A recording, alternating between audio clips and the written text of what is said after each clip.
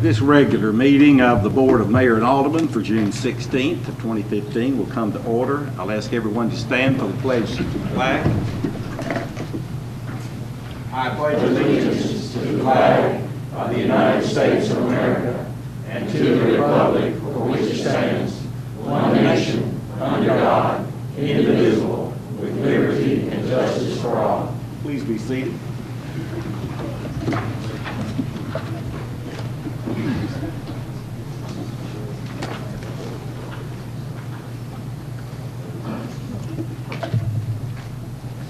The next item on our agenda is the presentation of the Springfield Gas Department's scholarship winners, and I don't know whether they are all here yet or not. Is Sam Andavazio in the room? Are they all here, Sam? Well, if you will bring them forward, the floor is yours, okay?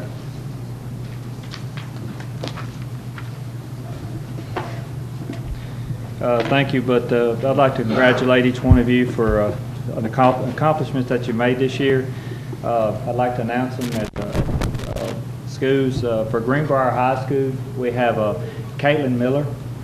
Caitlin, she's going to be attending Missouri University in Science and Technology. Her major is petroleum engineering, and her career goal is to map out drilling sites. So congratulations, and we love that goal. So, could you come forward, please?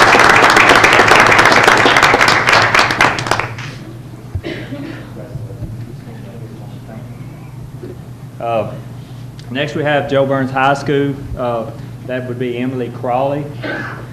Emily will be attending Middle Tennessee State University. Her major is speech pathology and communication disorders. Her goal is to assist with the medical needs in nursing homes and assisted living facilities.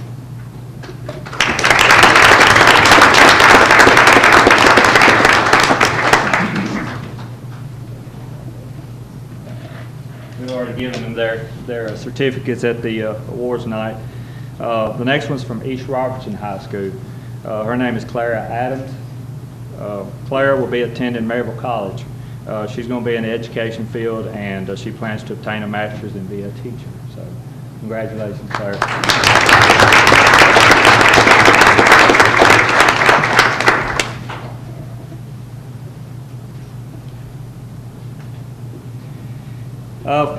South Haven Christian School, Vidi Sanchez. Vidi is going to Pensacola Christian College. Her major will be in accounting, so her career goal is to become a certified public accountant and own a business of her own at some time. So.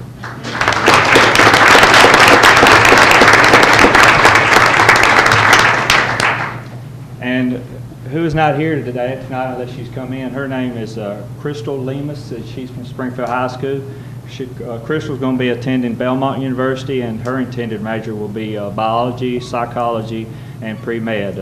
Her career goal is to be a neurosurgeon. So we congratulate each one of you. Thank you very much.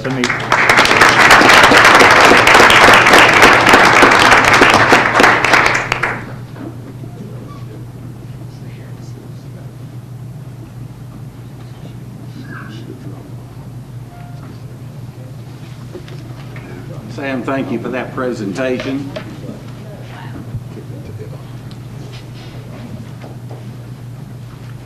And next we have public hearings on 4 different topics.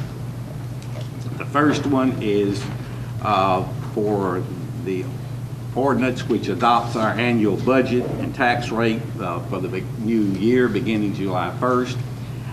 That one is number 1 on this on the list. Number 2 will be the ordinance will cover the new water rates, which will be changed. Number 3 is the increase in the sewer rates. Number 4 has to do with some amendments in the current budget, which ends on June 30th. So I'll ask you, somebody might want to get up and talk about all of them at one time. Rusty Fox has already said that, and I think he's already told me that he wants to speak. Now let me tell you how how we work this. We ask you to come to the podium to my left and just simply give your name and briefly, 2-3 minutes, that area, tell us what your concern is. I'm going to say, though, since there are several of these topics, 3 are somewhat tied together. If you want to comment on whatever you want to, take a little more time and take care of that while you're up here. Rusty, since you asked me first, I'm going to let you come on to the podium, and we're glad to hear from you. Mayor, Rusty Fox. I guess I'm thinking this is the right time. Last year at this time, y'all passed, I think it was a $200,000, what would be called, money to project to put in the sewer for Old Greenbrier Highway on part of it. That wasn't done this year, so I was just wanting to make sure that it was continued on into the budget for next year. I didn't know if that went away or what happens to it. Mr. Lemasters, that's still on? Yes, sir. That's still scheduled. All right. Okay, that's that part of it. Okay. The other part, of course, is about the water and sewer, and I understand that, of course, with all of our new infrastructure that we're doing and repairs and everything, the fees, of course, no doubt we have to go up on. My thoughts are on this part, the county lowered their impact fee. Right now, the builders are paying $1,050 for a water tap impact fee and $1,050 for a sewer. The county went down $1.30 on their impact fee per square foot. I don't know that it works or not, but I talked with Adam. He said, I think on single-family housing this year, we've sold 9 building permits this year. Maybe if you lower that fee, it might help build it. I don't know that, but I just thought I'd like y'all to I consider. appreciate the suggestion. Thank you. Thank you, sir. All right. Are there other comments with regard to the general fund, the budget, and the proposed increase, and the fact that the budget as far as taxes is staying the same? Yes, ma'am. Would you come forward? Good evening. My name is Chris Millar, and I'm here to talk to you about the bus situation. We kind of expected somebody to come to that tonight. I realize that you all received packets regarding surveys, et cetera, that we had done from the ridership. One of the things I wanted to point out is that public transportation is a long-term investment for governments to make in their communities and their citizens. And it's not always immediately seen, the benefits are not, but the revenues are being generated. And as I spoke with Mr. Nutting the other day, I believe that his numbers were skewed. I hope that you got some new numbers, sir. But based upon the survey that we have done, within a 3-day off of the bus, okay, it's nothing major, but we showed that we are bringing in an additional $165,000 additional spending to this city based upon that captured audience that is on those buses every day. Now, those buses represent people that work in Nashville, bring in higher wage to this area because of what they earn there. They also have jobs there, which they couldn't get here. It also represents our veterans who need to get to the hospital, people with handicapped children, etc. I pointed all this out to you in your packets. But one of the things I wanted to make sure that the city understood is that we are not pushing the ability for people to see that the buses are here. And there are ways that we can do that very easily. One of them is the City of Springfield website. The other is the Chamber of Commerce. The other is the Board of Realtors. We can do placards on the back of bench seats. We can do large bulletins, but there are many things that won't cost us money. The other thing is that at the 2 sites where the buses do arrive, the signs are minuscule and in bad condition. I actually saw the one yesterday. It was wrapped around a pole. I couldn't even read it over in the Walmart parking lot. So there are some things that could increase our ridership. I did want to point out a couple of figures that I have here. I based it on 4 trips a day. That's 2 buses going both directions. 5 days a week, that's 20 trips in a week for 2 buses. If we have 20 trips a week times 1 month, it's 80 trips a month, which ends up being 960 trips a year, okay? If there are 30 riders, by the way, I do count the riders that get on every day, not because I'm a numbers freak, but because the driver always loses count, and he asks me to count for him, and I happen to sit in the front You're seat. the official counter. I am the official counter.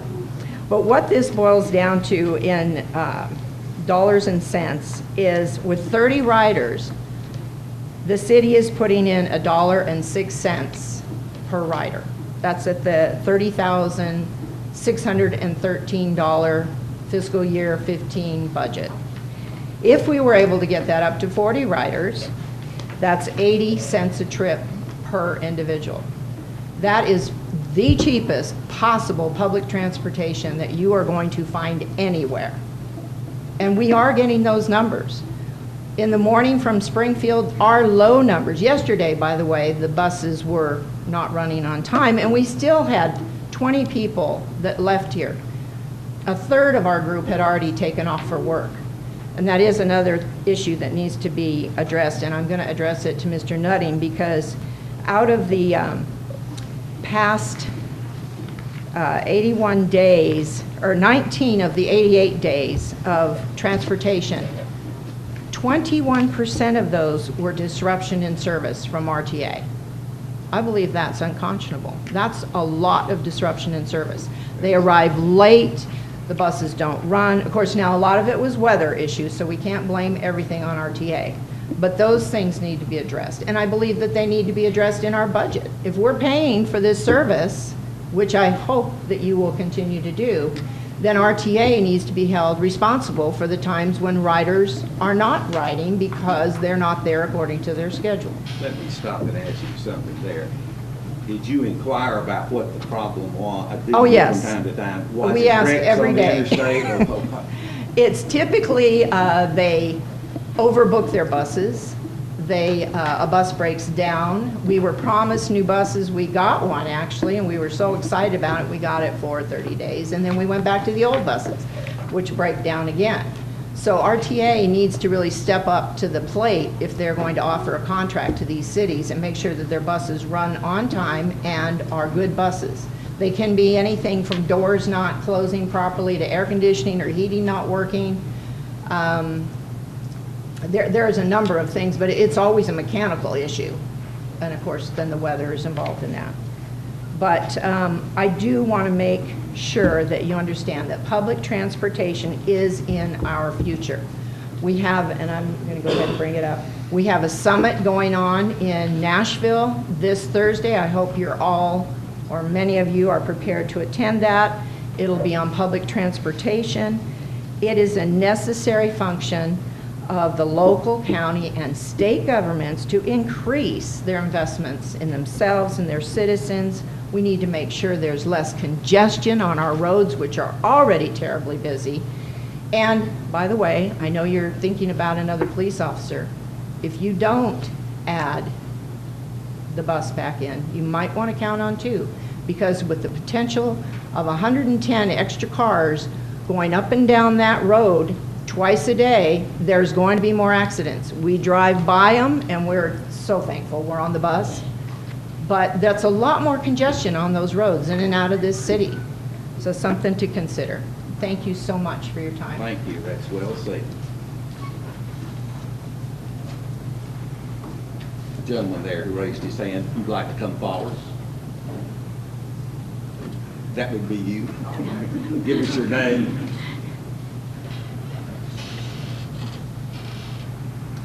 Hello, my name is Drew Sadler, and I am also here to speak about RTA. Adding a little bit different perspective, I am a recent first-time home buyer in the city of Springfield, Ward 4, as it turns out. So I am happy to be in Springfield, and I can tell you one of the reasons my fiance and I decided for Springfield to be our home is because of RTA. I work in Nashville. My fiance is hopefully going to be working in Nashville soon as well. And at this time, we have already made thousands of dollars of purchases locally here in the city of Springfield with local businesses. We've already been paying into our escrow for our taxes that'll be coming due as time goes by. So if you're looking at it from a financial impact, I am part of that financial impact. This is what RTA can do for the city of Springfield. So it is my hope that we can continue offering this service for people that will be coming just like me. Nashville is growing. Nashville also has a very high cost of living. There are going to be young people like me who are going to be looking for a place to settle down, to start a family, and will be spending a lot of money where they settle in their community. And I hope that we can continue to offer this service as a way to attract those individuals just like myself to land here in Springfield. Another thing, fortunately for me, my work made it clear that this is a service that is offered and something that I can take part of. If it was not for my work, I would have no idea that this service is offered. So I would highly encourage, as mentioned earlier, through the various ways that advertising could be increased, that it would be worth it exponentially to increase the ridership and make it clear that Springfield is a city that puts this kind of value on its citizens, that we are able to offer. Not everywhere does. Not every community offers this service to their people, and this is why we consider Springfield. And for us, it was a major consideration. So I really do hope that you keep the funding available for this service, so that way we can focus on long-term growth and not just short-term budget savings. Thank you. Thank you very much. Are there others who wish to comment on the budget and tax rate?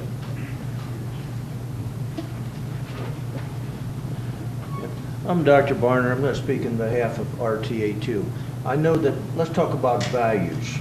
I know that money is a problem, and I know that RTA is on the cutting board. And I've heard the thing, well, not everybody rides the bus, and you're absolutely right. Folks ride the bus are generally going to and from work, or going to keep a doctor's appointment and coming back. On the other hand, we have a golf course.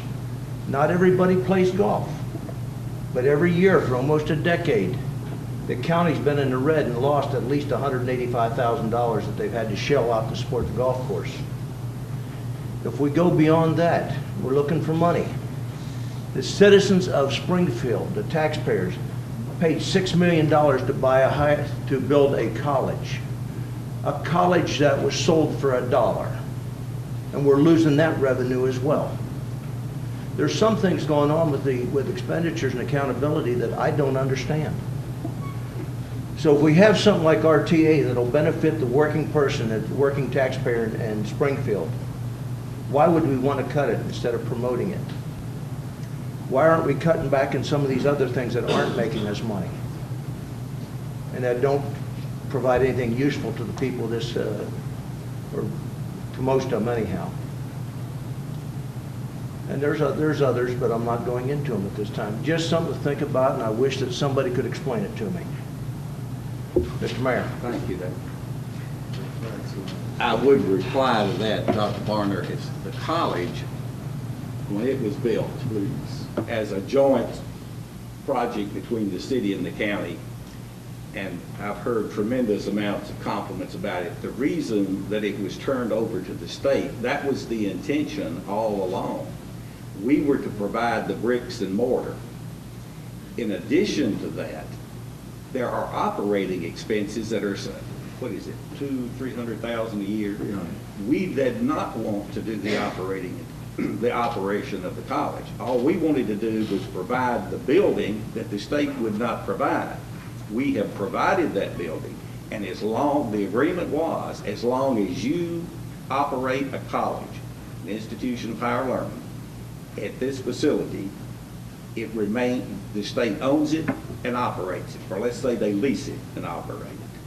If at any time they cease to provide a college, it becomes our building again to use for whatever this county needs. So we think that we're getting a great deal. This is saving the taxpayer money. If we didn't have that agreement with them, we'd be paying the operating expense as well. And that's the answer to that.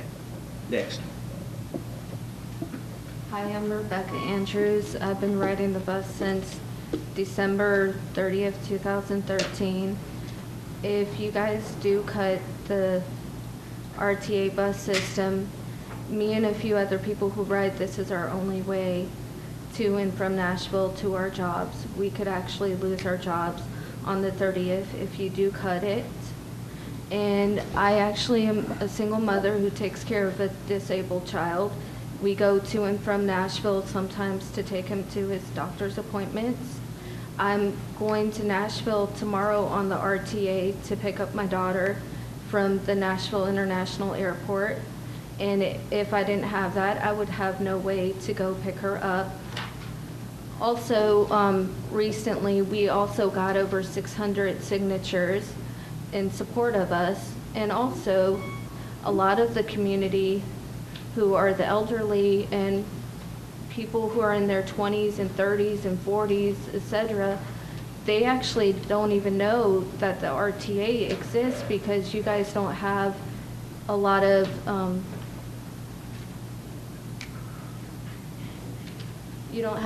advertisements showing that. I've ridden with people who are in their 70s or 80s going to doctor's appointments, and when I tell them about the RTA, they've never even heard about it because you guys are not advertising it. And also, another thing, recently last year, I got to take my family to the Venture Science Center in Nashville, Tennessee.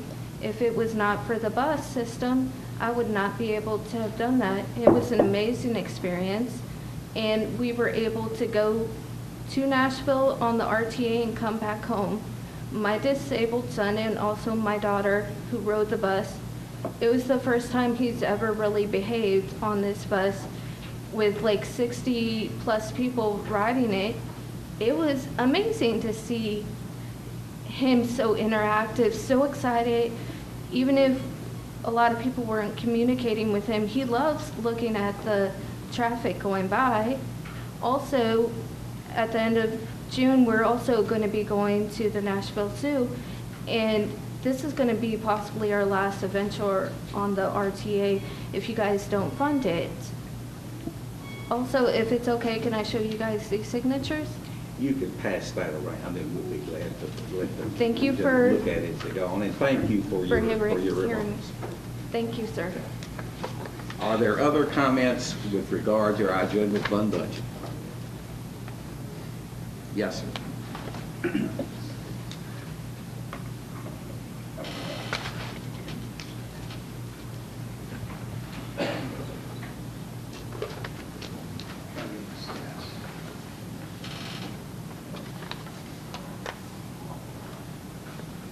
So, my name is Tony Klein. We're a new resident here. We've been living here about a year. It's a great place to be. We ride the bus as well. And I guess I just want to throw some numbers together. When I was in the office this afternoon, I was thinking and contemplating the difficult decision you have to make about the funding. And I threw some numbers together, basically at gas being $2.50 a gallon. I have a car gets about 15 miles a gallon, and I did the math, it's going to be 5 gallons a day. But so roughly for me, it's going to be about $3,500 to get back and forth to Nashville annually. But I understand the numbers are roughly around 19.2 people, I'm assuming, per bus, because we see it quite a bit more now. I think that's what they say. So that came out to be about $115,000 annually of what people will spend in gasoline in lieu of riding the bus. Now, my company subsidizes the cost for the bus rides. Gas is going to come out of my pocket. And so what that means, I'm going to sprinkle that cash across Davidson County, maybe Robertson. I'm going to be in places that might be convenient to spend money elsewhere. That's stuff that will not go to Springfield. Currently, that money does, out of my pocket, go to Springfield. So, that's something to consider. So there's going to be some cash that will not go into the community as a result of a decision against it. That's about all I have to say. Thank you. Okay. Now, are there others that wish to be heard on this issue? Hearing none, then we'll move to the second part of the public hearing. This ordinance would change the rates and charges for our water system the new year. And let me tell you what basically this is, these funds are going for. In order to continue to have the infrastructure that we need to grow this city, we have known for years that we had to access the Cumberland River as our second water source. We currently, our water plant is pretty well at the Kentucky line, kind of between Greater Keysburg and Barren Plains and Cedar Hill in a triangle you'll have there. We're on the Red River there. The Red River is limited in terms of its capacity. It has met our needs well. We're not at a critical stage at this point. But within the forecast had been by our engineers that we would definitely be in a need for an additional source within the next 10 years, perhaps quicker. Therefore, we had, in trying to find the most cost-effective way of reaching the Cumberland, we were able to secure an agreement with the Logan Todd Water District. You may not be familiar with this, you would have no reason to be, but their water treatment plant is at Guthrie, Kentucky, near the Coppers creosote plant and all that's to your right as you go into Guthrie, just across the state line. They access the Cumberland at Clarksville, where the railroad bridge is on Riverside Drive, and they pump that water right along the railroad right-of-way for 15 miles into Guthrie.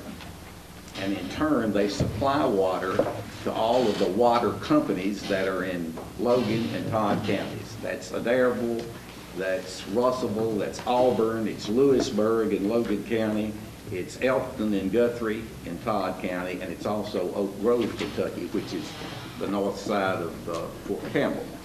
So what we are doing, we have entered into an agreement with them. Right-of-way is being, or easements are being acquired, and they will be laying and paying for the cost of is it 23-inch, 24-inch? 24-inch water line along Highway 41 from Guthrie to Springfield, which will give us potentially a significant amount of water in addition to what we have. And we'll also have the luxury, if you will, or the emergency capacity that if our water treatment plant were down, we could use theirs and they would increase the production of water to get us through any crisis that we might have that way. So if you'll recall, in February of last year, we had an emergency one day for about 12 hours in which some type of fungus or something was getting into the water, and we'd never seen anything like it before or since. And we had to stop production for a day. Well, we would have been in a critical situation had that not been able to be, if that could not be corrected. So in planning for the future, we know that we had to increase our water capacity, and we can put this behind us and know that those needs will be met. Having said all that, the comptroller, which sees that our books are audited, it requires that we balance the books. We cannot run in the red on any of our utility operations. That's water, that's soap, that's sewer. All of this has to be in the black. We're not there to make a profit except just simply to stay in the black. And that's what we're doing with this increase in water rates. It's the same thing that we're doing in totally rehabbing our sewer system, which is a part of the third item on the agenda. So I hope I've explained that to your satisfaction. We regret any increases in that, but as you know, when you're the agreement we have is to buy a minimum of 2.3 million gallons of water from the Logan Todd system, and you don't just turn it on one day and say, oh, well, let's wait. We'll just use our Keysburg plant now, and later if we get low, we'll have them turn the water on. First of all, that wouldn't keep the system sanitary and meeting standards. You have to run water through that all the time. So the agreement is we don't have to go into a lot of debt, but we'll buy that water as we need it. but we will have to take a minimum of 2.3 million gallons a day. So that's how that's being paid for, and in turn, that's why your water rates are going up. Now, is there anyone who wishes to make a comment with regard to the water rate issue?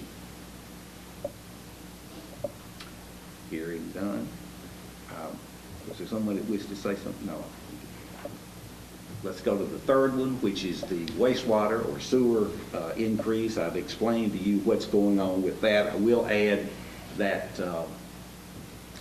the situation with wastewater is a little more difficult to understand, because you see, we're not just increasing capacity, we're just overhauling the entire system. The system is old. We're not even sure how portions in probably the historic district, how old really some of those are. But if you were in a new community, if you were in Mount Juliet or parts of Brentwood or Franklin or some of that, you would find that in newer sections and subdivisions, you're not going to have this rehab that's necessary. But where you run into problems, and this is where the EPA has cited us, as they have done many cities, Knoxville just completed a $1 billion rehab of its system. We will probably wind up spending in the neighborhood of $50 million as we work through this and meet the requirements of EPA. But then that's going to be good for a long, long time. But we're doing this in the least obtrusive manner. You don't see us tearing up the streets and having to pave them all. You see us going in through manholes and relining those, inserting new liners within the existing sewer, keeping that from leaking out, which is the problem that we have, which reduces our capacity at the sewer plant, because you're getting overflows from that system. It's moving along nicely. We are 2 years or so into it, got about 2.5 years left to go, and we're confident we will meet the EPA requirement and be out from under that burden. It is extremely expensive. It's the most expensive infrastructure a city can invest in, but it's an absolute necessity. Why was it not done earlier? It was done after we were cited for some overflows of manholes following the 2010 flood, or is it before that? All together with that. But you have to report these. Honestly, in some of the years past, we weren't as diligent in reporting it. We reported them, and we had our hands slapped. And in turn, we're going to get a rehab sewer system. And that's just putting it as plainly as I know how. Now, are there others who would like to comment about this topic? All right, we'll move to number 4. This is simply some amendments with the current budget, which goes out of official use in about 15 days, or in exactly 14 days. Is there anyone who wishes to speak to that? We will conclude the public hearing. Now I'll ask for a motion to approve the minutes of our special meeting held on May 14th and the regular meeting of May 19th. So moved. Is there a second? Second. Any discussion? Hearing none, if you're in favor of the approval of the minutes, please say aye. Aye. Opposed, no. So ordered. All right, we move now to the legislative portion of the agenda. Ordinance 15-04. This is third and final reading, which would amend our zoning ordinance regulating building, sign, design, and installation within our city limits. Is there a motion? So moved. Second? Second. Any discussion? Ms. Connie, call the roll, please. Snyder. Aye. Carnell. Aye. Hubbard. Aye. Sneed. Aye. Head. Yes. Trotter. Aye. Gregg. Aye. Pass 7-0. All right, we move now to item 2.2. This is a second reading on the approval of our budget and tax rate for the upcoming fiscal year beginning July 1st. You have heard the comments that were made in the public hearing. Is there a motion that this be discussed and acted upon? Move for approval. Is there a second? Is there a second? All right. Now, any discussion on the budget? The tax rate remains the same. Yeah. at $1.20. Yes, Mr. Mayor. Mr. Sneed? Just for the record, for the public to understand, without a tax increase as has been in the past, and in the past, with the tax increase, there has been a plan to borrow a certain amount of money to make the budget balance or otherwise pay all the bills that need to be paid. And that's essentially, in layman's term, using the credit card a little bit instead of having all the revenue that is needed. With this budget, does Mr. Nutting, can he quote a figure that the public can understand that with the current taxes that we collect, there's also a certain amount of borrowed money that's being used using that credit card, essentially, in layman's terms? Is there a figure that he can cite for the public to understand that that's a consequence to not actually having all the revenue that you need to operate your fiscal year? Is there a figure that you can cite? Like what the debt service is. Yeah. Well, the fact is, all cities have to make major capital expenditures that are so expensive, wastewater treatment plants, roads, all sorts of things that you can think of, that generally are 20-year debt. So what we're doing is no different than what any other city does. And we buy major pieces of equipment that cost in excess of $300,000, $200,000, that somebody just can't write a check for. So having a capital outlay budget going short-term, 5 or 6 years on major capital outlay items is normal public practice. It's well within the budget. It's a good financial strategy to provide the services that we have to provide. The general fund debt is approximately $2 million. In this budget. In this budget, you have to look at expenditure.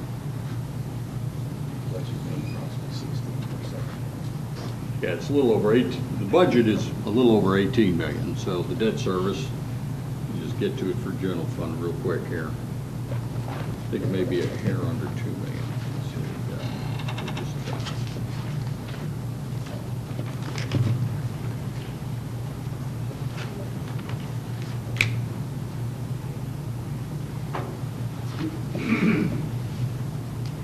we got. Okay, the budget's going to be a little over $2 million, about $2,037,000, something in that range. That's the amount spent from this $18 million budget on debt. So Mr. Snead? that answers the question. So out of the $18 million general fund budget, we're needing to subsidize that with the planned expenditures by $2 million that we don't have from revenue. So the interest on that, we continue to pay more and more interest each year too. The general fund debt usually goes up each year, and of course the interest payments would coincide with that. So you don't feel as that with what you plan to spend that there needs to be a tax increase, that it's okay to go that route. Because I mean, you're looking at, I mean, there's so many cities that keep getting deeper and deeper in debt, and not, instead of saying we don't really need this, or we can justify appropriating money for this and not that. I'm just concerned about the increase in debt each year. Well, there are cities that have bad financial policies. They fund retirement programs that they can't fund and tax for and things like that.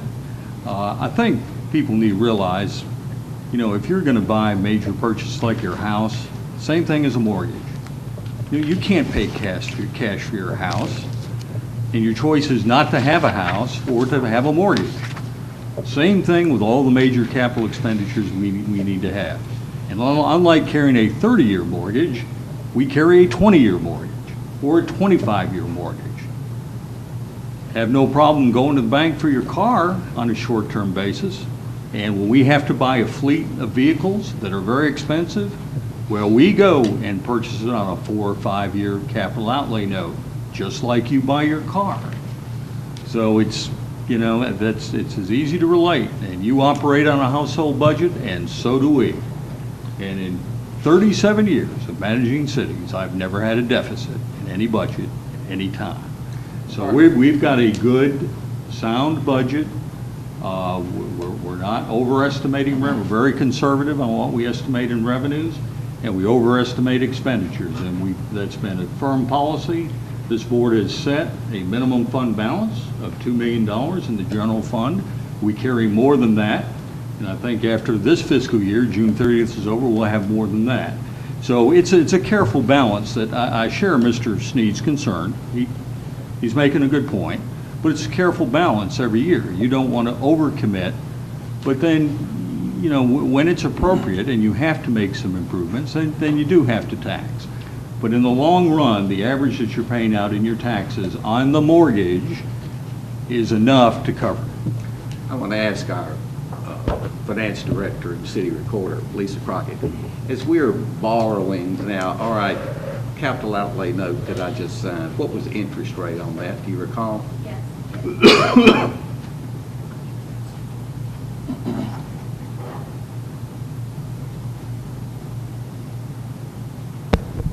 We just opened, did that come on? We just opened the bids today, and the winning bid was 2.1738825%, and that was over 6 years. Okay, over 6 years at 2.17%. Yes. And the last bond issues that we had, They're all under 3%. 3%. All So under that gives you an 3%. idea of what the rates that we are. The rates are historically low. Mr. Hubbard, you asked to speak? Yes, I'm going to be brief on it. After attending a national community economic development conference in Salt Lake City, Springfield, in comparison to cities in America this size, we are very fiscal sound.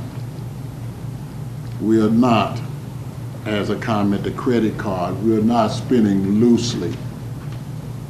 We got a great credit rating. We have been fiscal conservative ever since this gentleman has been our city manager. Two things I want to correct. Number one, the county does not have anything to do with the golf course. And the golf course is managed quite well by us. Number two, the community college concept is a concept that's established to afford a more educated population where we can get people to come from Nashville. Citizens of Springfield, Nashville's overflow, the good overflow such as this gentleman and his fiance, that's what we're trying to bring in. If we don't have good parks, good educational system, a community college system, then we're not going to attract these people. We're not going to stay in Mayberry, because we're in one of the fastest growing regions in America. And this council has done quite well, even our arguments understand me, to set the pace where we can become a city that can accept good urban growth, good urban prosperity, and still maintain a good tradition.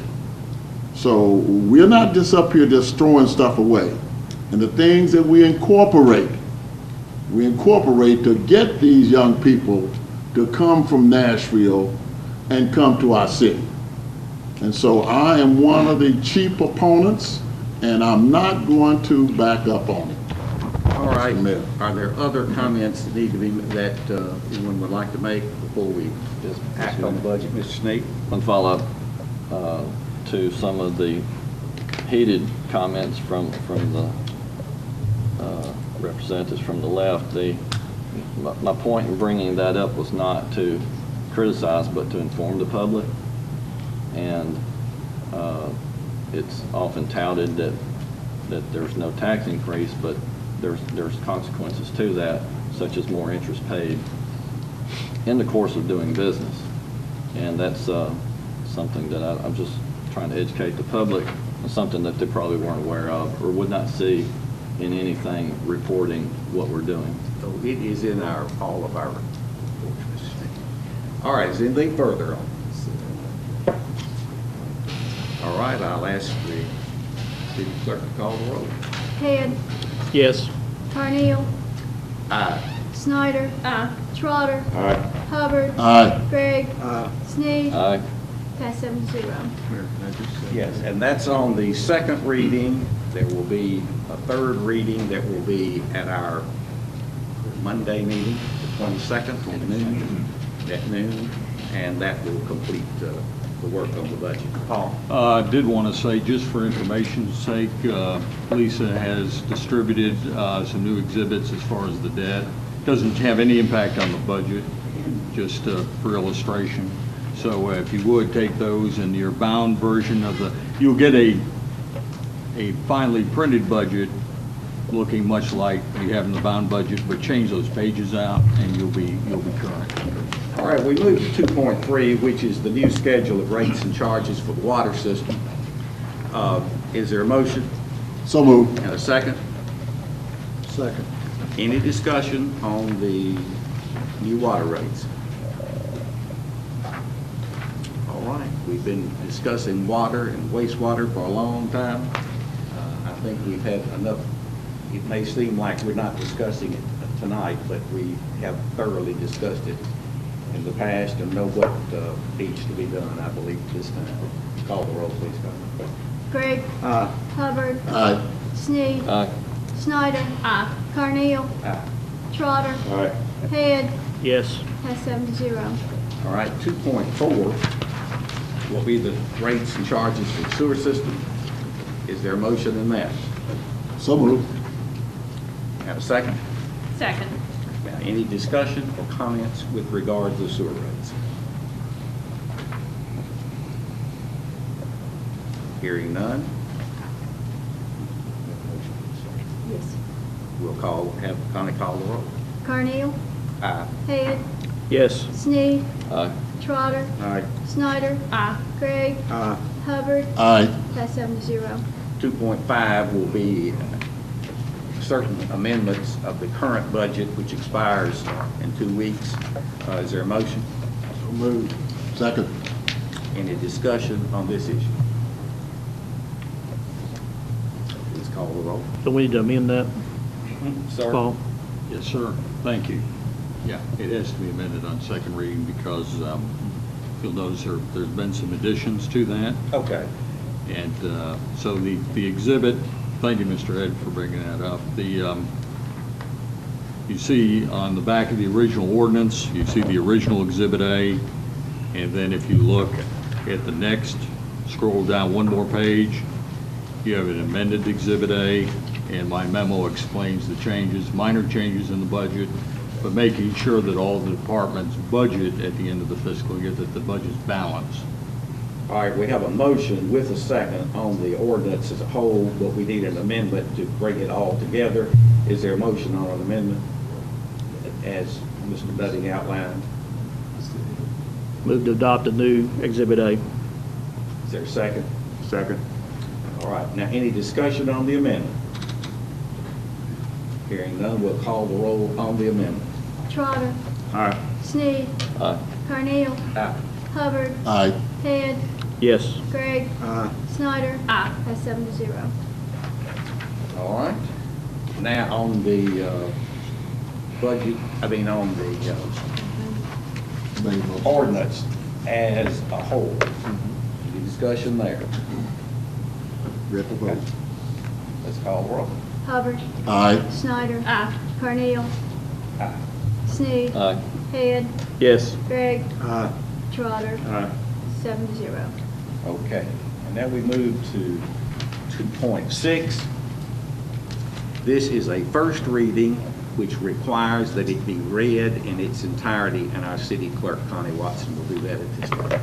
Ordinance 15-09, an ordinance amending Title 7 of the Springfield Municipal Code entitled Fire Protection and Fireworks by rescinding Chapter 7 entitled Automatic Sprinkler and Standpipe Systems in its entirety and substituting a new Chapter 7 entitled Automatic Sprinkler and Standpipe Systems to read as set forth in Exhibit A attached, to include the State of Tennessee fire sprinkler exemption for townhouse structures constructed with 2-hour fire resistance rated wall assemblies and the structures being constructed to meet the requirements of the city's adopted residential code.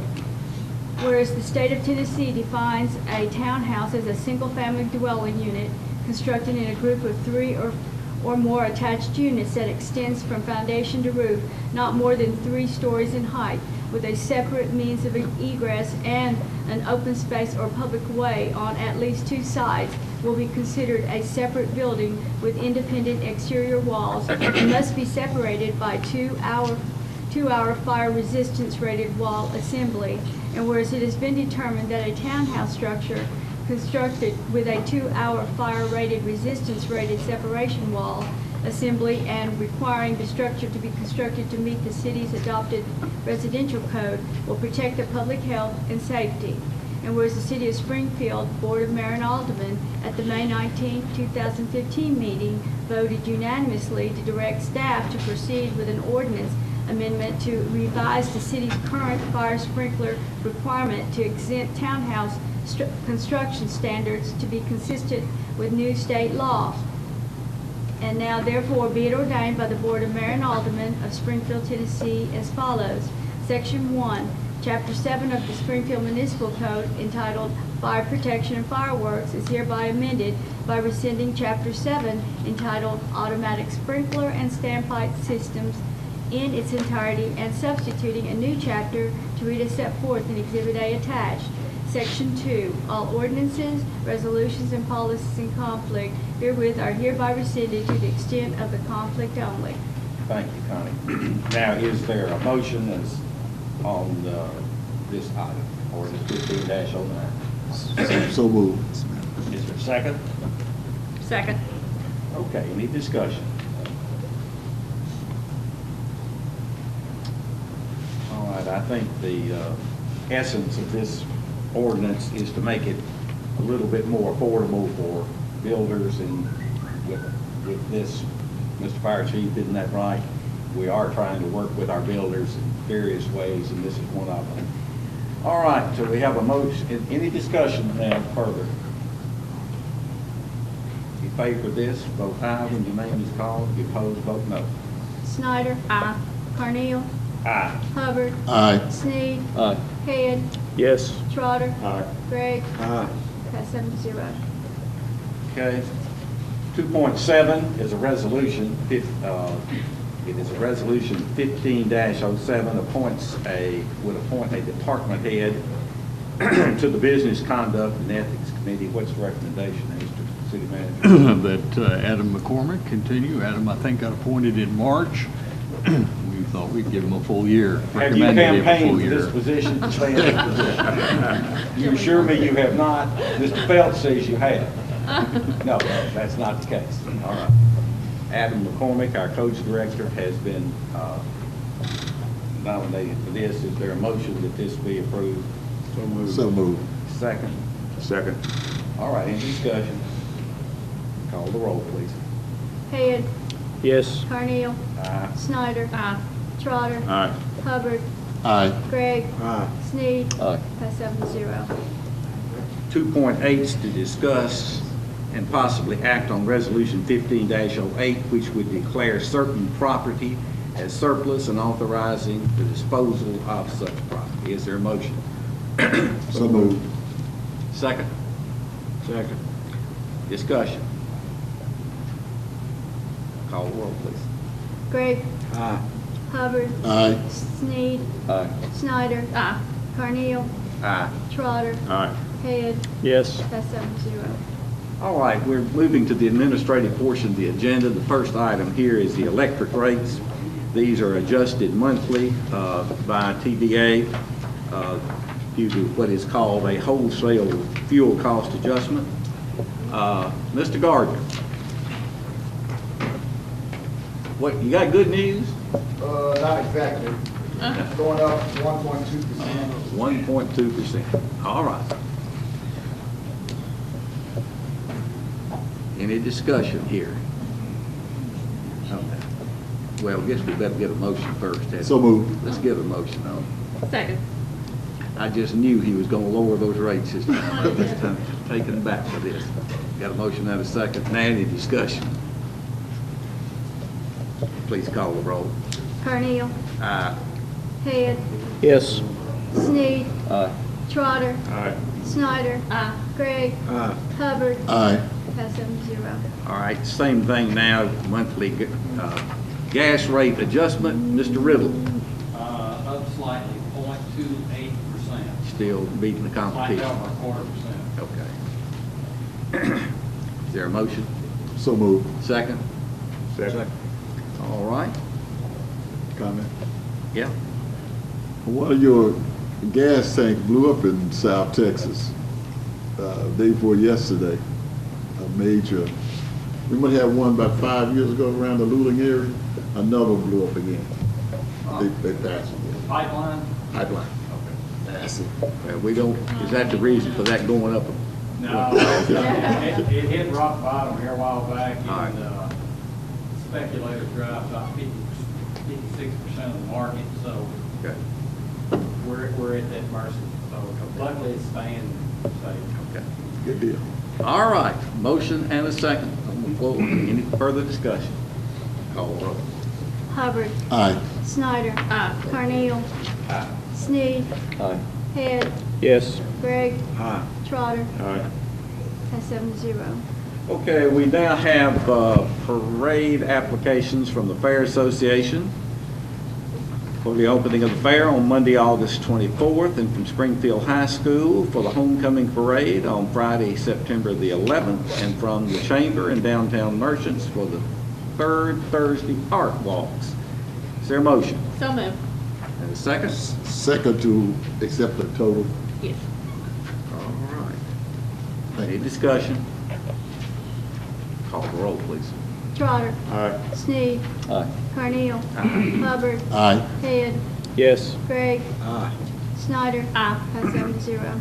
I've heard some good comments on those art walks, Jordan, and I appreciate what the Chamber is coordinating there, and also for all of the hard work that went into the events of last Saturday and the previous week as well. We appreciate the hard work that you're doing. And while I'm doing that, I see Cindy Sneed sitting on the back row, and Cindy's been the library board chairman for a long time, and she is smiling more every day. Give her a hand up. Good job.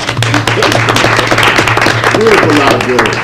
They are back in business, and since May the 30th, after about 6 weeks of moving all those books, and it is a beautiful facility, and we appreciate all the work that has gone into that over a long period of time. And tell us when the formal opening, approximately when the formal opening is going, the dedication is going to We be. have a tentative date set, September 26th, Saturday morning.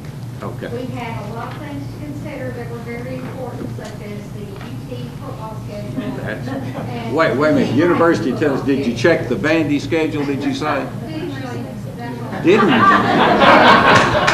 This is not good. Tennessee State. Good.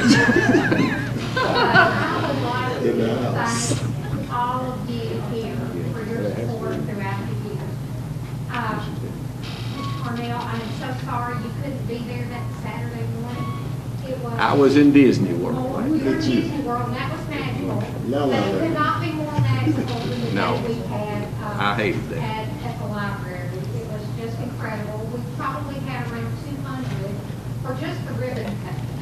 And throughout the day, I'm estimating we had well over 1,000 people come through our new library. Well, that is just great. And it was exciting. And we had about, 108 new library cards in one day. The next day, we had maybe 34. In 2 days, we checked out almost 2,500 books. Amazing. Job well done. And our head librarian, Chris Hall, is season. Chris, stand up. Couldn't do it without her. No. Congratulations.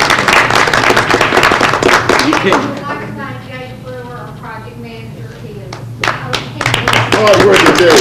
Well, he has worked on fire stations Colleges. and colleges and libraries and had just great luck. Now, we've kind of stumped our toe. I'm not saying it's his fault over that, the animal control thing. That's still a work in progress, I hope, at some point, maybe at a snail's pace right now, but we hope to get that resolved later. So, but thank you all for all of your hard work. It is so good to have a very efficient city engineer. That's Proud right. of you, David. All right, discuss and possibly act on an appointment or reappointment to the Historic Preservation Commission. And that person is David Allen. David Allen has been nominated. Is there a motion? So moved. Second. Second. Okay. Any discussion or other nomination? Please call the roll. Snyder. Aye. Carneal. Aye. Hubbard. Aye. Sneed. Aye. Head. Yes. Trotter. Aye. Gregg. Aye. Has 7-0. All right, and now appointments or reappointments to the Parks Board. What do we have?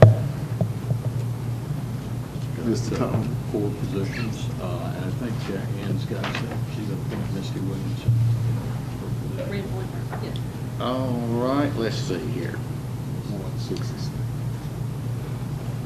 Mr. Mark Hollingsworth is an at-large appointee and wishes to be reappointed.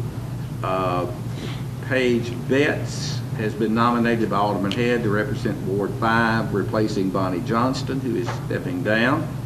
Lillian Harris, the Ward 6 representative, would like to be reappointed. And Vice Mayor Snyder, who do you have from your ward? Misty Williams. Misty Williams. All right. All right, do I hear a motion on all of this? Move to approve. Second. All right, any discussion or other nominees? Hearing none, call the roll. Head. Yes. Carneal. Snyder. Aye. Trotter. Aye. Hubbard. Aye. Gregg. Aye. Sneed. Aye. Has 7-0. Now, appointments to the Cemetery Commission.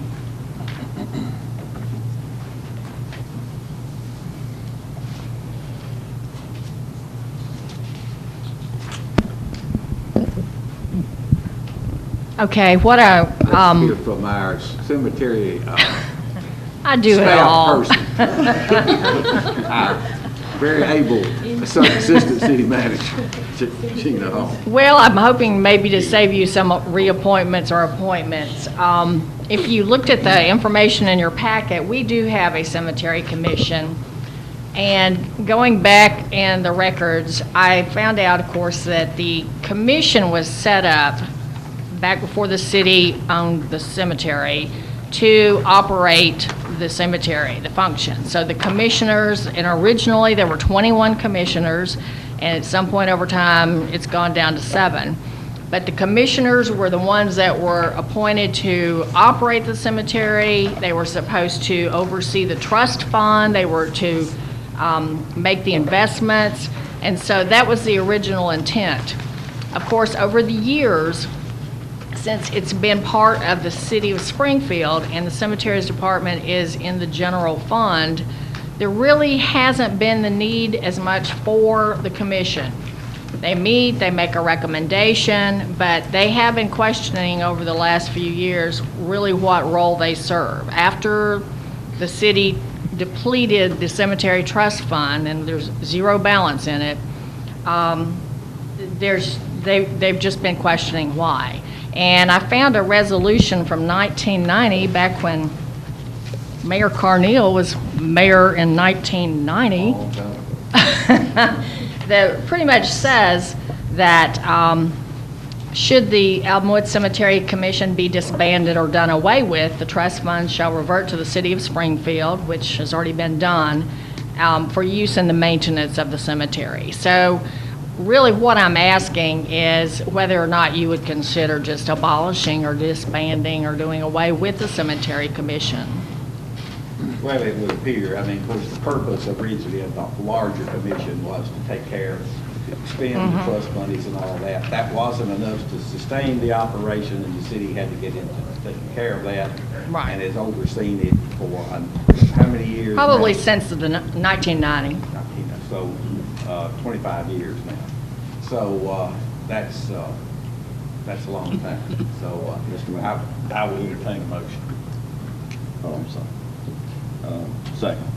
All right. I mean, make a motion to Disband it? disband. And did I get a second? I get- Seconded by all. Second. Mr. Mayor. You said Yes, disband? go ahead. Yes. The motion is by Mr. Sneed to disband Mr.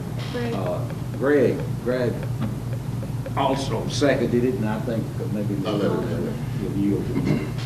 Mr. Mayor, one thing that Ms. Head just said, that the monies from the ordinance in 1990 was to go for the care of the cemetery, and at that point, we would disband the, or if the, I think, read that statement again about how the money was going to how the money was going to be used.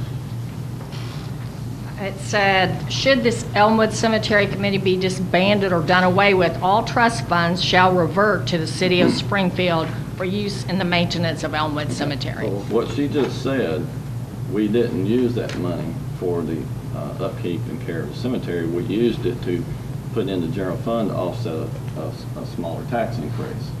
So what we did with the money was not according to an ordinance that was from 1990. And then the teeth was taken away from the commission. And I changed a member on the commission a few years ago and put someone in there with the instructions to try to make the cemetery less costly to the taxpayers, such as start selling headstones, doing more about setups, tents and chairs. There's fees and things that I was told that the reason they weren't doing those things was because it may step on the toes of the people who were in town who were already doing that business. I was looking out for the taxpayers to try to offset some of the revenue that goes in to subsidize the operation. And the commission was really, had the teeth taken out of them so many times that I guess that's why at this point we're going to disband it. Well, ultimately, the budget of that takes care of the cemetery is approved by this body. Therefore, I mean, I've heard your motion that we disband it, but you go back to the reference you made to 1990, when you say that money was, trust money was put in, obviously it wasn't enough to operate the cemetery, so it was given to the city for us to supplement to go on. I don't know how we can say that it wasn't used for the cemetery. If there's X number of dollars that go into it and X number of dollars expended into it, you'd have to look back in that to see if we've got enough. So I don't know. I remember. I can You easily remember the explain that. 1990? No, I remember what No. we used the money for. It was to lessen the burden of tax increase. It went to general fund, specifically general fund, not general fund. to be The used for funding was cemetery. depleted just in recent years. But let me explain this. All right, Mr. Nutt. Okay.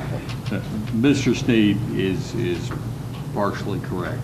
The reason why we drew down the cemetery fund is we had this money here, it was in a special fund for about 2 or 3 years. What we did is we fully funded the cemetery with that money. And the reason we did it is so we wouldn't have to pass on the tax increase. That's how it was done. So he's right. That's one of the reasons we did it the way we did it. But every dollar that was in that fund went to operate the cemetery. It didn't go to anywhere else. It was specifically broken down the budget that way. Okay. All right. That's explained. All right, the motion has been made and seconded to abolish the cemetery commission. Is there any further discussion? Mr. Nutt. Mayor, I just would want to add, and I hope the city attorney will agree with me, this was formed by ordinance, so if you should vote to abolish it, we will introduce an ordinance at next month's meeting and pass it on 3 readings. So we're not acting tonight? I think what you're instructing us to do is to come back and prepare an ordinance dissolving the cemetery commission. Mr. Mayor, one more. Oh, okay, Mr. Snead. One more comment. Should we abolish the commission, which I think never fulfilled their full capability by making the kind of decisions to lessen the burden on the taxpayer, by doing some of the suggestions of increasing their value, the value of the assets and personnel there, without just given that said that they never was given their full potential. So that's why I made a motion to go ahead and disband. All right, we're going to vote on this, and the effect of that will be, we will have an ordinance brought back to us for the next meeting, and we'll pursue it. But since this is on the floor, let's go on and act on it. Is there any further discussion? Hearing none, please call the roll. Craig? Aye. Hubbard. Aye. Sneed. Aye. Snyder. Carneal. Trotter. Head. Yes. Pass 7-0. All right, 3.7 is to discuss and possibly act on the demolition costs of the Branchford Community Center Gymnasium, a project that's been long discussed. Mr. Bennett? Well, this is an estimate of probable cost, and the board asked this be done. And so we're presenting the report. We have in the capital improvement portion of the budget, if the board at some point in the new fiscal year wants to move forward, the expenditure is in the budget. We've got $400,000 in the budget, which thankfully was within the range of probable cost. But you notice, I think the estimate is $375,000. It's not a simple demolition. There are other things that will have to be done to improve the building. Mr. Brewer could explain that further. But also, I want to bring to your attention, this takes care of one wing of the building only.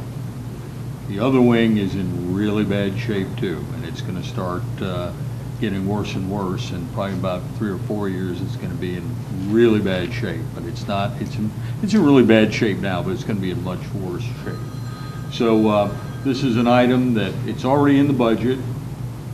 You don't have to decide tonight. Of course, you know, when you have the final budget approved, if that's in there, and you have the option to, this of course will not be paid out of cash. You'll have to borrow, you have to put it on a bond issue or a loan.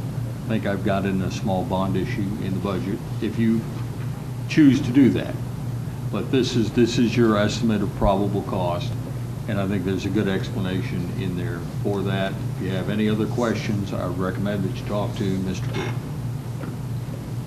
All right, so what are you seeking tonight? Is that just a report to us? It's a report. All right, you see this, are you wanting action on this tonight, or do we want to? I want action. All right, make a because motion. I move that we accept and move expeditiously in taking down that gymnasium. All right, there's a second? Second. Any discussion? Yes. Mr. Greco. I am all for the projects that go on at that facility. But I would rather see us build a new facility. That whole school is not worth what we're talking about spending on tearing that wing off. I'd rather see it gone, build a new facility, than I would to spend $375,000 to take this off, and then a year or two later, we're gonna spend another $300,000 or so. We're gonna be continually spending on an old building that we can build a new building for less money.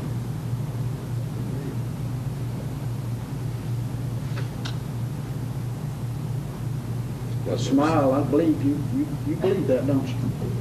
I mean, if you will, I agree with you.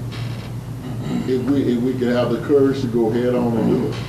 I'm not debating. Well, think what you got here, and I understand what you're saying. I think No, you have a very valid I'm point. not. But you've got programs that are meeting there. And that's true. So if you decided you wanted to expand the scope of it by tearing it all down and then replacing it with an adequate facility moving forward, you're going to have a place for that to meet. So that would have to be considered also. Just remember that. Okay, the main reason is to delay the safety hazards, understand me, and it's our responsibility, since it's ours anyway, to make sure we eradicate that. And there may be people who were graduates of that facility who would like to keep a portion of that. Which is true. That needs to be respected and talked about. But right now, we have a motion to act on this. On the gymnasium. Which is really taking bids, is what it amounts to, is it not, Paul? Well, yes, you would have to do that as part of the process. You would also have to initiate the financing of that. Okay. In any way you look at it, you're going to have to tear down part of this gym. Yeah. Anyway. All right, so we have a motion before us, a second. Any further discussion? Yes, Mr. Mayor. Mr. Sneed. Motion A, to lessen the cost of this demolition, is there any way to possibly landfill some of this material on site rather than having to pay for probably the most expensive part of it is the trucking and landfilling of this somewhere else. I mean, is it not possible that all that land between those two schools, that we couldn't get some kind of permit to do that on site? It's just basically concrete. Well, the biggest issue is, of course, the asbestos removal. That's pretty difficult. David, any thoughts on that? I mean, we've got a park out there. I mean, there is room, but we've got an old swimming pool out there. We know that. That's buried out somewhere. I would have to defer to Mr. Ellis, who's a solid waste expert, just so to speak. Mr. Alan Ellis, our Public Works Director and engineer as well. Go ahead, Mr. Ellis. Years ago, you used to be able to dispose of asbestos in a landfill. Now, whether you can now, I haven't kept up with it enough. Well, I think the issue is, after the asbestos is gone and you've cleared that, what can you do with the bricks and the concrete? What I'm thinking, you got a semi park out there now, and if you could mound up some of this. I mean, everything is not saturated and just dripping with asbestos. I mean, there's a certain degree at the bottom, but the whole thing's not. And the concrete floor, what if you could build mound it and make some kind of skateboard park or something on top of it out there? See, Nashville did something like that, didn't they? Downtown by the river, where they did some material like that. But I really can't answer you tonight. I'd be glad to look into it for you, but I can't answer you. Well,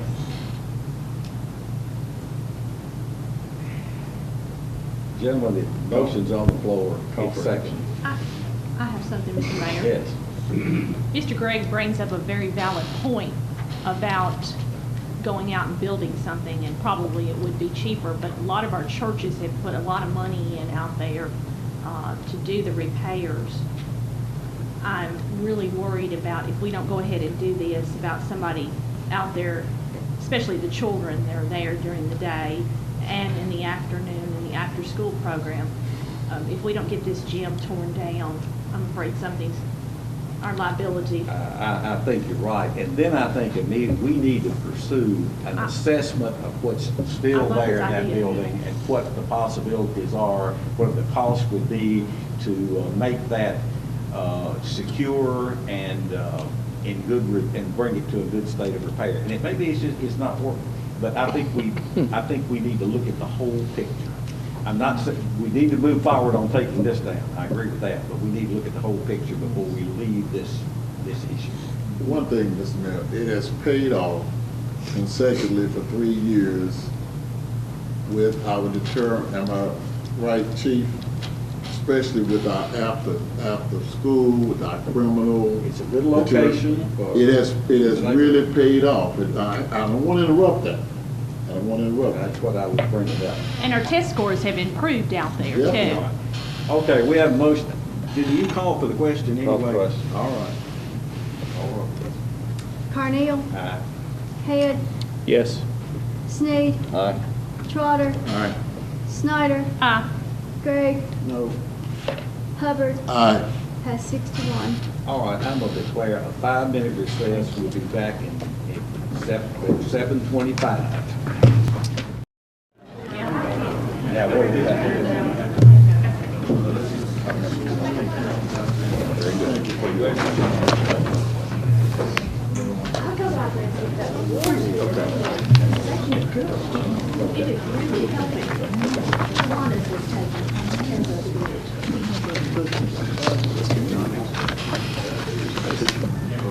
Let's save the ground.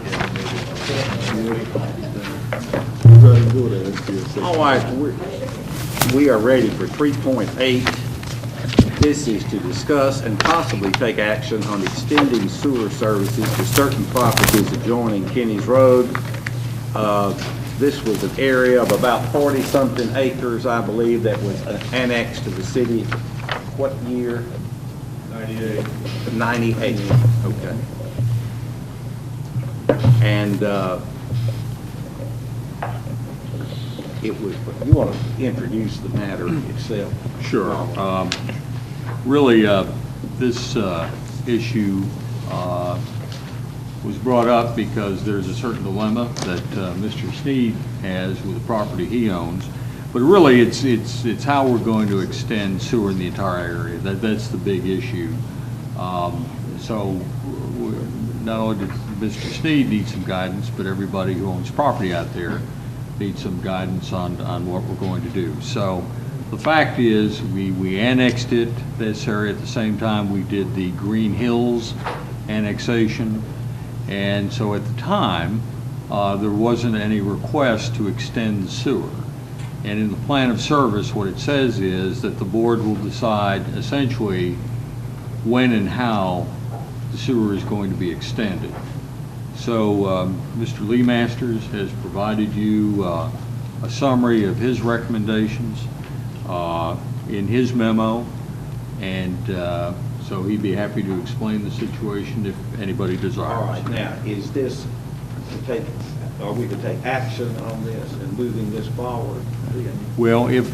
the plan being approved? Is that Well, the plan of service was very general. It simply said that you will decide how and when to extend sewer service in this area. So what Roger has provided you is a recommendation. And I know Mr. Sneed, although he probably won't be able to vote on this, is an affected property owner. He's And one of- he's the one that has a predicament that he needs an answer to. But it's not only about Mr. Sneed's property, it's about everybody's property and their eventual connection to sewer. All right. Now, Mr. Lee Masters, if you'll give us an overview of your recommendation, and then we'll take it from there. When I looked at the ordinance, Paul provided me with a copy of the ordinance 98-51, and it had a kind of a diagram of where actually it had a legal description as far as meets and bounds, so many feet this way, this direction. And when you plotted all that out, that basically plots out to that diagram I gave you.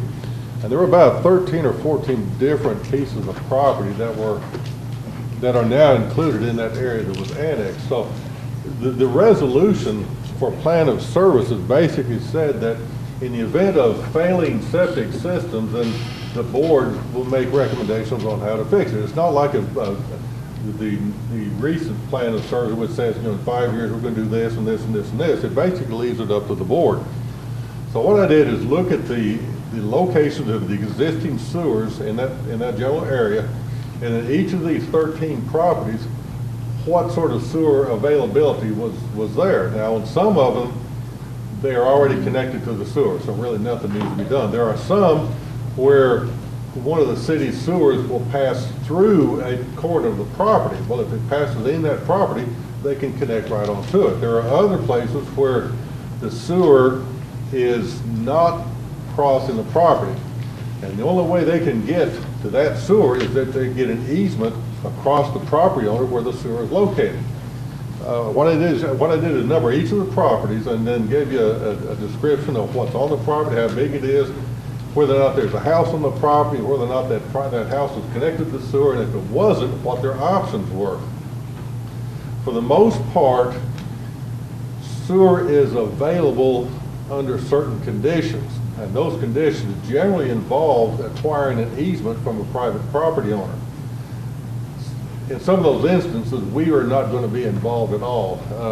If you look on your map, property number 1 down the very bottom is already connected. Property number 2 is one of them that doesn't have a sewer available to it because the 8-inch sewer off to the left of it, to the west, doesn't cross the property. So they'd have to connect to that sewer, they'd have to get an easement across that property. The other option there would be to run a small diameter, 1.5 inch line from a manhole that's going to be built in the middle of Kenny's Road. Whoever put that sewer running off to the east stopped it in the middle of Kenny's Road and didn't put a manhole there. I mean, the pipe just stops, it's capped. So we're going to have, as a part of contract 2B or maybe 2C, have them put a manhole in the middle of Kenny's Road at the end of the sewer line. Now, while that manhole is open, the road is open, put the manhole in, that would be the ideal time to push an inch and a quarter line over to the property line of that property number 2. If they ever want to connect, and they were told this 2 years ago by Terry Beers. They said, we need to get on sewer. How can we do it? Well, you can get an easement, go over here, or you can connect by a grinder pump over here. Well, they didn't like either of those options, so they didn't do either. Well, those options are still the ones that are available. Now, while we got that manhole location opened up, that would be the time to push over to that direction, put a valve box at the property line, and just leave it up to them. If they want to come to the valve box, they can. If they want to get an easement, they can go the other way. On the north side of Kenny's Road, property that Mr. Sneed owns, item number 5 is already connected to the sewer. Property number 6 is connected to the sewer. Property number 7 is the property that Mr. Sneed owns at 112, and this is the one where he'd like to have sewer service. Now, last year, based on the definition of sewer availability in the sewer use ordinance, now the sewer ends 68 feet away from his property. It's not in front of his property. So based on the definition of availability of sewer, I said sewer is not available. So I kind of left it at that. Well, he wanted us to revisit this. So then when we started looking, we found out that that manhole that should have been in Kenny's Road was not there. If we put that manhole in, they'll dig a hole, then would be the time to push an inch and quarter line 68 feet over to Mr. Sneed's property, put a valve box there, and then him purchase a grinder pump and come over to that, and he'd be connected to the sewer. That'd be the quickest and the absolute cheapest way to provide sewer to his property. Now, it wouldn't be cheapest to him, it would be cheapest to the city. I mean, we would push that for the $800 tap fee and the $300 connection fee. That would be our cost to push over there. Now, the option for him, that's kind of the break point. His property would normally flow off to the west, which would be in one particular subbasin. If he comes back the other way, he's in another subbasin going the opposite direction. But if he were to flow by gravity, we would have to run a sewer either 900 feet to where he was originally talking about on the same side of Kenny's Road, or maybe half the distance going down in front of properties 8 and 9, turning, go under Kenny's Road, through private property, across a creek, into that 8-inch sewer. That would be substantially more expensive than him pumping with a grinder pump into our system. Property number 8, the same 2 options. Property number 9, the same 2 options. Property number 10 doesn't have any road frontage anywhere. Mr. Sneed owns that, I believe, and there's no sewer available unless they come across properties that are between it and Kenny's Road. Property number 11 is Kenny Rawls' 30-some-odd acre property. He's got 2 houses on that. Now, the sewer runs across his property, so he has availability. It's just how he wants to get from his houses to there. If he can flow by gravity, fine, we'll put a connection. If he wants to pump, we'll do that. We'll just put out a connection, he can go to it. Property number 12 is about a 1/10 of an acre. It's too small to have anything on it. Property number 13 is one, again, where the existing city sewer runs about 75 feet from the property. If they wanted to get to that, they had to get an easement across Kenny Rawls to go over to that sewer. So basically, I tried to lay out what I thought were the different options and just let the property owners do as they will. Sounds like you've done a lot of homework on it. All right, so if we were to act on his recommendations, which he outlines a plan which tells what we will do and what the property owners can do, that's what's sufficient. So at the proper time, whenever we go in there and as we're doing this rehabbing, we make, as you said, that would be the time to do that particular thing. We could take an action and finish this problem off. It's as good as we can do it. Okay. All right, is there a motion that Mr. Lemasters recommendations on this Kenny's Road sewer to be acted upon? I have a motion. Do I have a second? Second.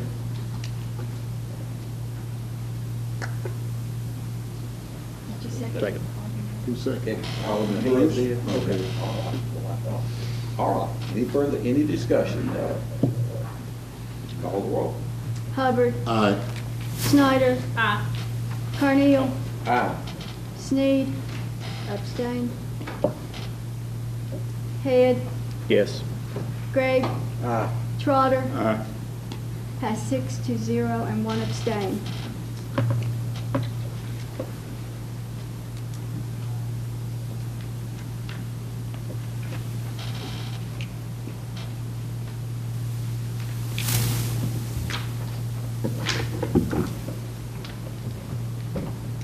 All right, 3.9 is a proposal from American Engineering for easement surveying services for the construction of the Logan Todd Regional Water Commission water transmission main project. All right. Who is going to present that?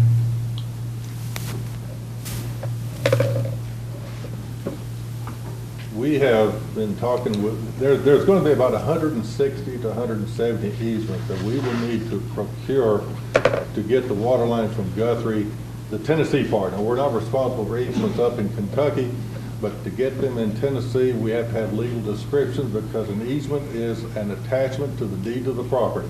And it needs to be legally defined, and we do that by having a surveyor going out. Once we know where the water line is, then we generally have 20 feet, 10 feet on either side of the water line, and that's the permanent easement that we need to obtain. Some people can donate the easement, some of them will have to purchase, some of them we may have to condemn and take it for it. But we need to have an engineering company to actually do the legal description, and American Engineers, their proposal for $58,200, I believe. Yes. Okay, you're recommending that? Yes, sir. All right, is there a motion? So moved. Is there a second? Second. Any discussion? Please call the roll. Trotter. Aye. Sneed. Aye. Carneal. Aye. Hubbard. Aye. Head. Yes. Gregg. Aye. Snyder. Aye. Passed 7-0. All right, 3.10, discuss and possibly act on a proposal from TDOT, the Department of Transportation, to purchase a portion of the property on Tom Alston Highway that is owned by the city of Springfield. Paul, do you want to make a statement on that? Well, as you know, we're still waiting for the first segment to be widened, and hopefully that's going to happen next month. They're going to award that contract, but that's the first phase is from roughly Batson Parkway, Walling Road back to 41. Second phase is going from Walling Road down to Old 431. And to be able to do that, to widen the lanes, they're going to have to take some of our water tank property out there, but I think they're offering in the neighborhood of $70,000. $73,000. For the acquisition of the property. And it'll actually probably help our access to the property. It will. Right now, we share an access to the property with Simply Mulch and More. And they're going to be taking about 100 feet of their property, 100 feet of ours. They're taking a bunch of, we're one of the last rights of way from Walling Road to Old 431. We're one of the last right of ways that they need to obtain. They've already purchased all the others. They're going to be taking about a strip on the east side of Tom Austin, anywhere from 70 or 80 feet up to 100, 120 feet. So they're going to take about 95 feet. It's not a real rectangle. There's some differences. It's about 25,000 square feet, but we've known about this for years, and it's not a surprise. It will not affect our operation of the tank, but it will give us a direct access from Tom Austin directly into our tank site.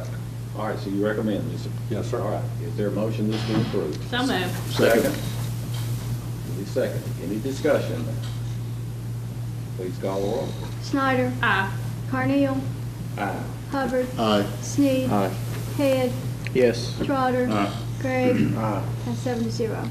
All right, 3.11 is to discuss and possibly act on the renewal of the interlocal dispatch agreement between the E911 Emergency Communication District of Robertson County and Robertson County, the City of Springfield, and the City of White House. Mr. Nutting, do you want to speak to this, please? Thank you, Mayor.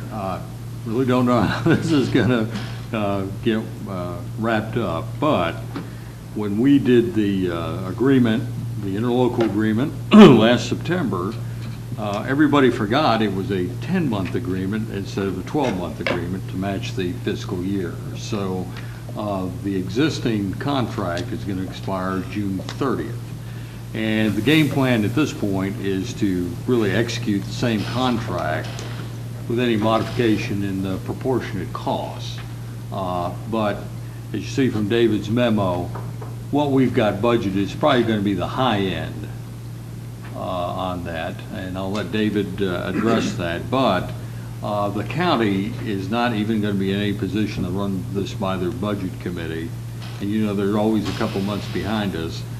So I'm going to assume we're going to rock along with the contract we've got, technically until we can get a new one passed in the next fiscal year, which will be probably retroactive to July 1st. But I think what White House is going to do, I talked to City Administrator Jerry Herman, and he was basically going to have his board approve, you know, the existing agreement, subject to making sure that the proportionate shares are correct.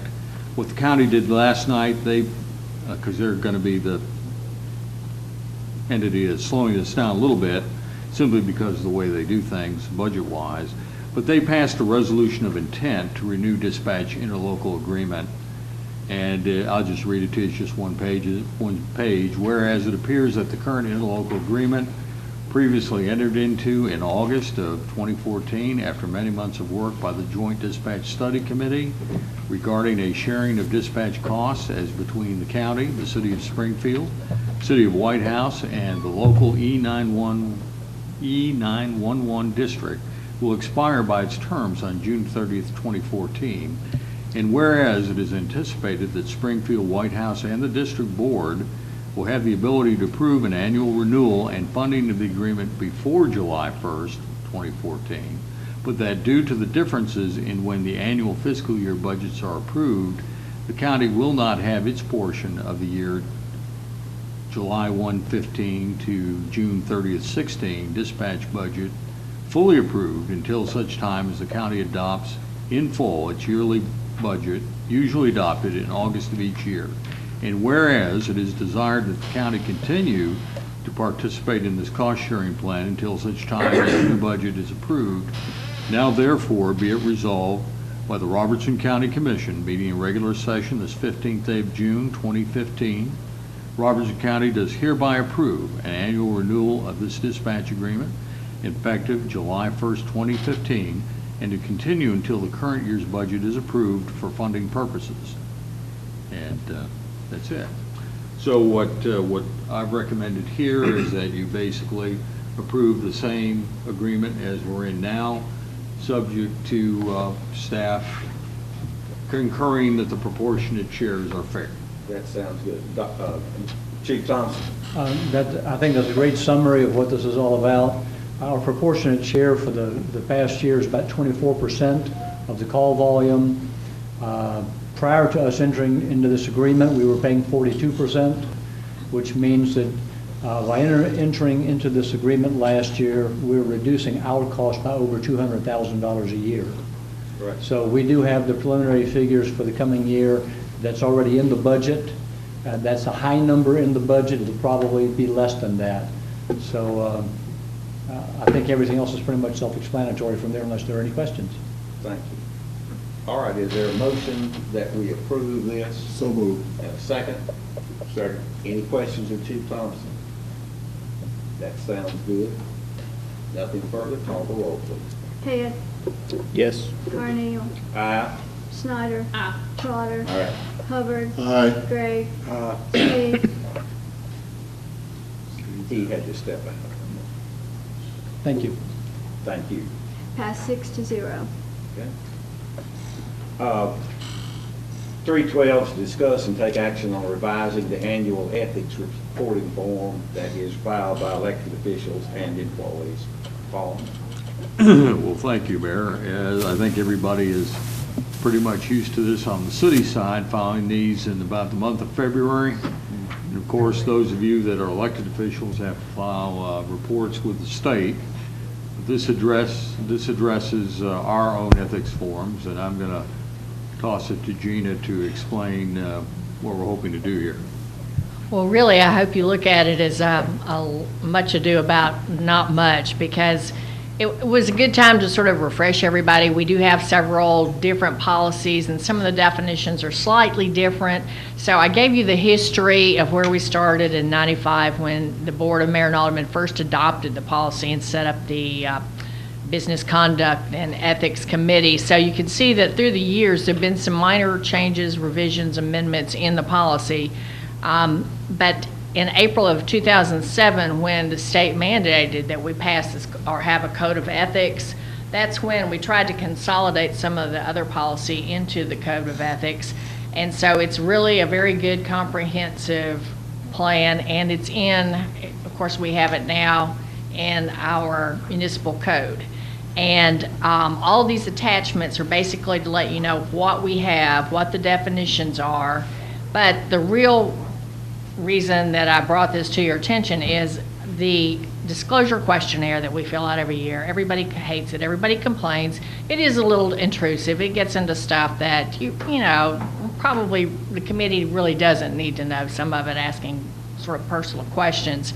So what I did was take the conflict of interest statement and sort of modify it a little bit to fit the definitions of the Code of Ethics, and just have one simple sheet that we fill out every year, and just make it a lot simpler, take away some of the things that are really not necessary. The committee still stands. The committee will review investigations or any kind of type of queries about, is this a conflict of interest or not? But what I'm really asking is for your approval of the form, which should be the last page, page or two, for our annual statement. All right. Is there a motion? So moved. Is there a second? Second. All right. Any discussion? Please call the roll. Gregg. Aye. Hubbard. Aye. Sneed. Aye. Snyder. Carneal. Aye. Trotter. Aye. Head. Yes. Passed 7-0. All right, 313 is to discuss and possibly act on a notice of correction for the roadway legal description and map to the new Crestview Elementary School included in annexation ordinance 13-25. Paul?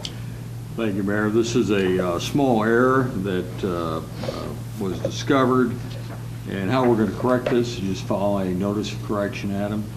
And the memorandum Exhibit A details the conflict with the roadway track boundary between the annexation ordinance, roadway legal description and map, and the revised roadway section. So if you would approve that, then those changes can be made.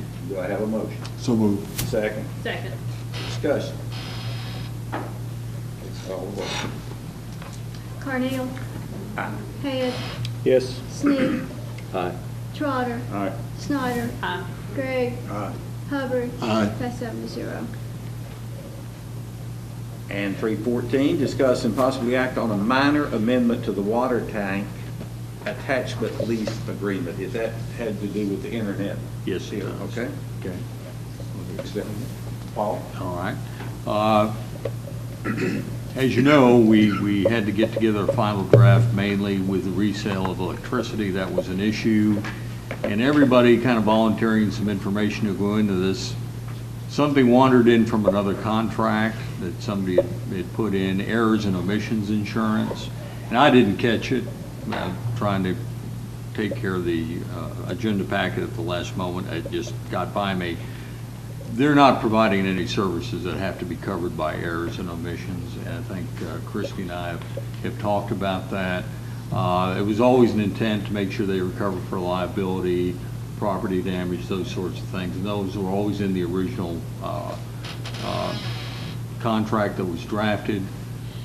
My suggestion is the easiest way to correct this, if the board agrees to this, is simply, they have executed the contracts, but to just draw a line through the errors and omissions requirement and have an initial, and then we're good to go. They're ready to start providing service or working with us to provide service. All right. Is there a motion? So moved. Second. Any discussion? Yes, Mr. Mayor. Go ahead. There's one item, since we're making amendments to this, there's one item that caused me to vote no on it last time. And it was a simple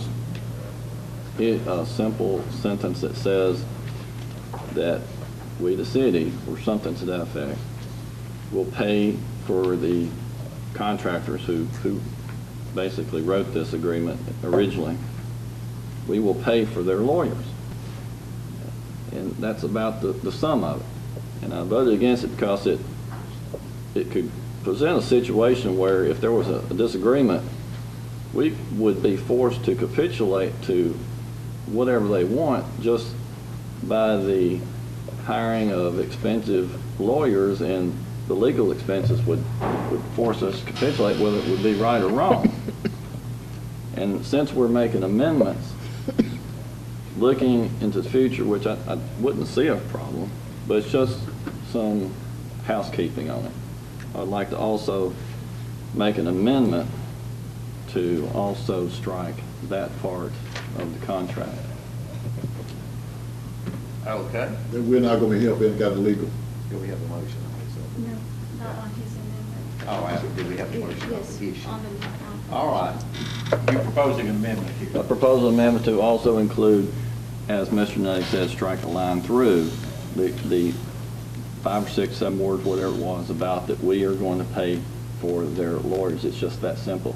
I feel that we could be, there's no limit to it. I mean, if there was a bond, there's a limit. There's just no limit to it. We would be forced to capitulate just by the mere fact of legal expenses. All right. Mr. Hubble, are you wanting some help from the I want some attorney? help. I do not have the full contract with me. I only have the section that is in the packet, so I can't specifically address the section. I can say that in the event that we're found in breach of contract, and we have caused damages and such to the company, that we will most likely, irregardless if the contract is silent or not, we will most likely be called to pay attorney fees if we are found in breach. Like I said, I don't have the contract in front of me, and I'm happy to look at it and make a report back. Okay, so could we make a motion to say that we're not gonna be held liable? Would that still be legal? Again, Alderman Hubbard, I'm not certain as to the context in which these were written, and I don't want to, since I haven't looked at this in about a month, I really am not certain. I hate to say. All right, I have a suggestion here. We're going to be meeting again on Monday at noon. Christie, can you Yes, sir. research that before then? So can we defer that? I would think a motion to defer. Motion to defer. I rescind my motion and make a motion to defer. All right, Mr. Sneed has made a Second. motion to defer. That's been duly seconded. I don't believe that needs any discussion. If you favor the deferral, that is waiting on Monday, until Monday for that, vote aye. If you oppose, vote no. Snyder. Carneal. Aye. Hubbard. Aye. Sneed. Aye. Head. Yes. Trotter. Aye. Craig. That's 7-0. All right, Mr. Sneed, not Mr. Sneed, we just finished that. All right, monthly report on the water thing, Mr. Lee Masters. Contracts 2A and 2B are in there within the last month or so of being finished. In situ form is they're kind of they're not moving as fast as we would like them to have moved, but they're doing good work. They've got a letter in requesting some additional days because of weather delays and all that sort of stuff. So we're pretty happy with the work they're doing. Contract 3A, we held a pre-construction conference a couple of weeks ago, and we set a notice to proceed. The start date on contract 3 was yesterday. So they've got 300 days in which to get that work done, 270 to substantial completion and 300 to contract completion. We got word from Gresham Smith and Partners that contract 3B that y'all approved in the May business meeting has been returned from the contractor. We will be setting a pre-construction conference probably the second week in July to get that contract started. The engineers have also been evaluating the site conditions at several proposed sites for the wastewater tank, so we're moving on that too. Thank you very much. All right. Consent to portion of the agenda. Is there a motion? So moved. Second? Second. Please call the roll. Head, Yes. Carneal, Aye. Schneider, Trotter, Aye. Hubbard, Aye. Gregg, Aye. Sneed. Aye. Pass 7-0. Mr. Nutty? All right, thank you very much, Mayor. Board should have received a copy of a letter from the State Comptroller approving our capital outlay notes, which we took bids on today. As Lisa reported, we got a very good rate, generally on 5 to 7, basically 5 to 6 is going to be broken down, essentially. So 2.173 is the amount once again. Also, did want to state that we are having a problem on the Greenway with dogs. And looking for everybody's cooperation because the Greenway was built for people. It really wasn't built for dogs. So if you enjoy walking with your dog and the dog leaves gifts on the Greenway, we would really appreciate it if you would carry a doggy bag, pooper scooper, whatever you call it, with you to remove that from the Greenway. I've also had calls from private property owners, for those of you who walk your dogs, and of course we haven't really specified an extent of the length of someone's leash, although we require people to have their dogs on leashes now. Some people have leashes of 50 to 60 feet, and having their dogs wander onto other people's property and leaving little gifts, and people are not happy with it, so I'm getting more calls on that. So if you do walk your dog, the neighborly thing is, if you can, make sure that you can clean up after your dog. And then lastly, the sludge basin at the water treatment plant. We had a pour today, and I think the last pour will be this week, and it will set for about a week, and then they'll be doing some more work. So if you get a chance to go out to the water plant and see it, that would be wonderful. If you would like to go and accompanied by a staff member, we can do that too. So, but that's a major project, and that's going to be completed very shortly, and that's all I have, Mayor. I did want to report too that I'll be gone for the next 4 days, and I'll be back Monday for the meeting. I think the board has understanding that Mr. Nutting's father passed away about in April, and the memorial service is going to be in the next few days, and Paul will be returning to Oswego for that, and we want to extend our deep sympathy to you during that time. Our thoughts and prayers will be with you. Is there anything further? Yes, sir. Go ahead. Just to sound Mr. Nutting, we have citizens who are bold, not only on the Greenway, but these big, vicious-looking dogs, the muzzle in the act is not being looked upon cheap. I mean, it's running wild with all these, I'm not going to call the breeds, but big, vicious-looking dogs that have muzzles. Anything further? We'll see you Monday at noon. Thanks. Yeah. Thank you.